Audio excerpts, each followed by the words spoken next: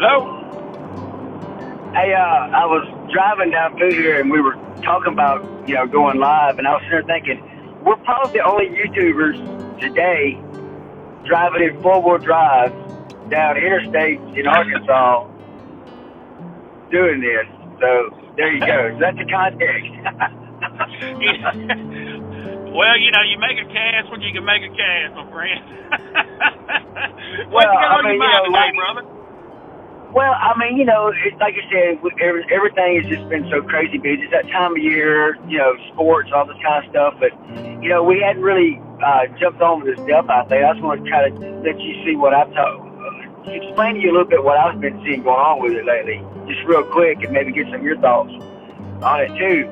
And of course, there's been a lot. They had that big data leak basically that started around early December the 6th or so. It's been slowly unfolding kind of like spring here in the last few months, or we hope it is. There's been, you and I have been sharing lots of these pictures, these side-by-sides, and all this information going back and forth about these two that are in the spotlight, which is the son and his dad. I'm not going to mention their names, but their last name is K. And, there's all this stuff going on, all these rumors about things and, speculation, and I think everybody is really just wanting a resolution to it. It's been a good year for resolutions. We've seen lots of resolutions, but my God, 5 years is a long time, and I keep seeing everybody talking about, after 5 years, it's a 5% chance of this thing ever being solved, but it looks like it's getting close.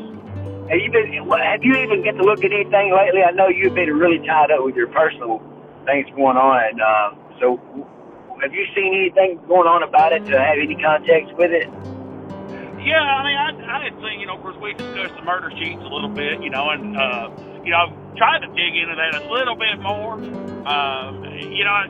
We had discussed, like whether it's a plea bargain or, are they setting it up for plausible doubt or reasonable doubt, plausible deniability.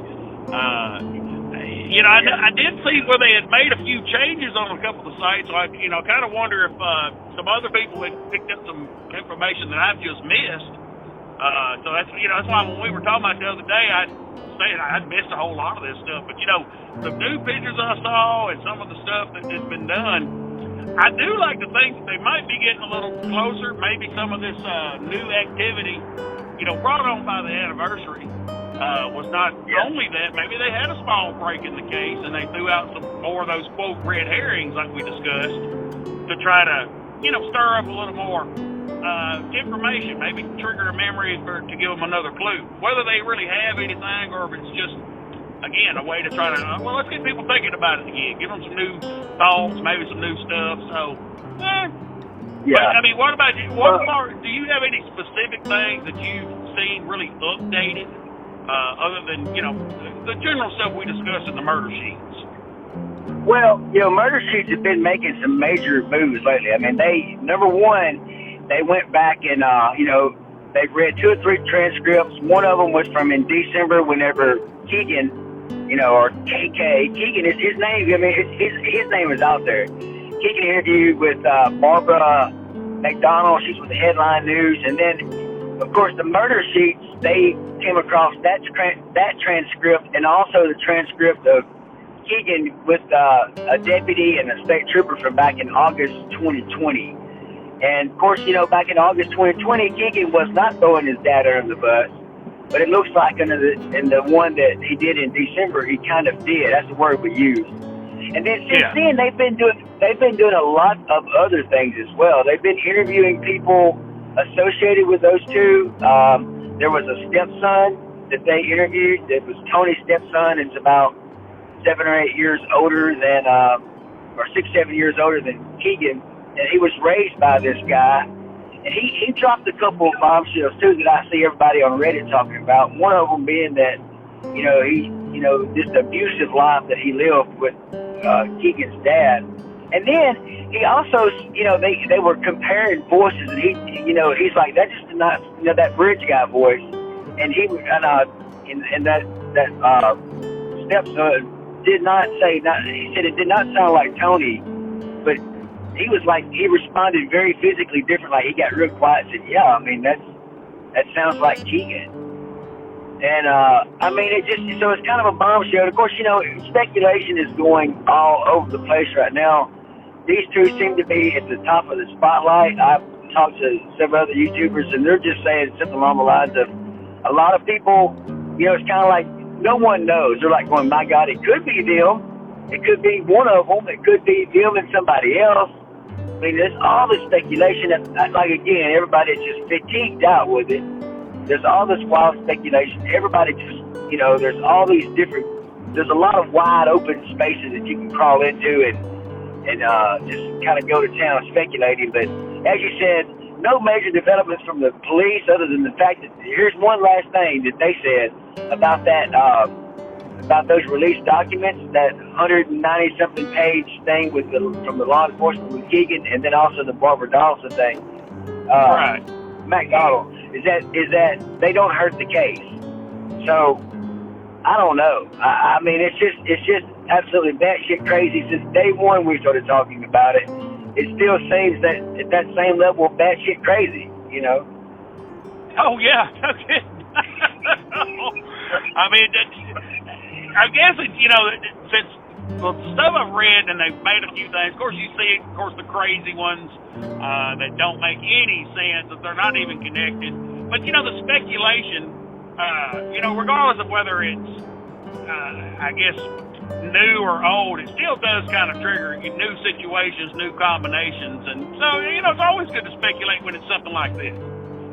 I mean, I agree. Get it out there, yeah.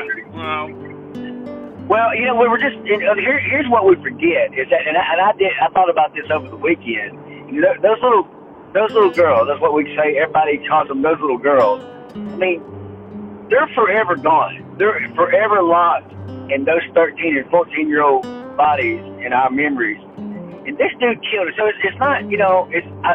Sometimes it's kind of like one of the things that they pointed out with Keegan is like they weren't. He basically was making some comments about they weren't real, they were just online. And of course, I don't know if he was just, like you said, plausibility denying, they're not real to me, they're just something online, I can see where he would say that. But that mentality that they're not real, they're just online. I mean, I kind of see that floating around all kinds of places. I've got kids that are somewhere in that age group, and I mean, their sense of reality is probably different than ours, and all this case is so modern, it's so on point, it's so huge. It's about murder, it's about unresolved murders, about these kids, it's possibly about Snapchat or online meeting people, and I mean, it's just so much swirled up in it. I mean, of course, I think that a lot of us feel, I know I would, that to get some resolution to this is that I've learned something about life. Although I don't think I am. I don't think I'm going to learn anything from this. I think it's just a tragedy, and I think we're trying to find something with it, with all this speculation and all this figured out. And we can read stuff into it and learn lessons from it. Maybe that's how we're, growing from it. But it just seems so. I just wish that I wish that we could be talking about something else, but something about this case intrigues me, and you get swallowed into it, and it's just, I want a resolution, I want another answer. That's where I'm at right now with it. I want these little girls to have justice. I want them to have peace, and I feel like that we could get some of that and some answers if we could just figure out who who killed these kids. Yeah. Why do they do it? Who did it? I want resolution, damn it. Well, you get into the mindset, like you talk about, when you're talking about, Keegan, that type of predator, it's almost how they get, that psychopathic type thing. It's like, well, this is a fictional person online because I'm pretending to be someone online to these girls. So, they kind of justify the things they do to them because they're not real to them. They're imaginary dolls that they created to do whatever their fantasy is for these young children, and then they follow through with it. Well, that's that mentality of, well, it's not real. That's how they justify it and, I guess, hide from the horror they've done. But now, hey, that shows he has the mentality for it, but that don't necessarily mean he did it. But now we've got a lot of the young kids today that look at it the same way. Talking to somebody online, oh, it's just this ephemeral person out there that I'm just going to fall for whatever they tell me. You know, I mean, the catfishing of the kids and the thing is a real issue because there's too many of these young adults that it's just not real. It's all a game. I mean, they I guess have been exposed to dangers before they're ready to. Whereas, of course, when we were younger, there wasn't no internet. Hell, we had landlines. You know, we didn't have access to it. And so some of it is, you know, I think they've gotten ahead in this, and we haven't addressed those issues, especially with the mental sickness that we have. I mean, you know, come on, as a country, we've got mental illness in abundance in this country. Yeah. You know, one shape, form, or fashion. But I'm with you on, you know, any type of a resolution would be perfect. Well, and you make such a great point there. It's like people hiding behind these fake personas. You know, our kids are being exposed to it. You know damn well they are because we are. Everybody's trying to steal money off me.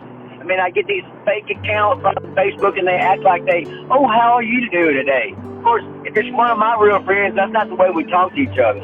You know, like, what the fuck's up? Or like, you know, something like that. You know, we don't really get it.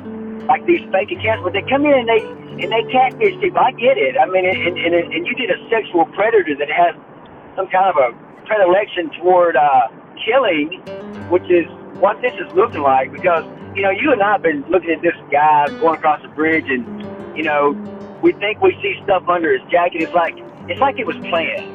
You know, I'm leaning more and more. I used to think that it was more of a guy that just showed up and they did something, but the more that the law enforcement is pushing the narrative of this catfishing killer, I mean, and it was traditionally called the Snapchat killers or murders. I mean, but now I'm going to tell you, I went into it with a bias, not thinking that kind of shit existed, because I just couldn't. It didn't fit my worldview. It's just too evil.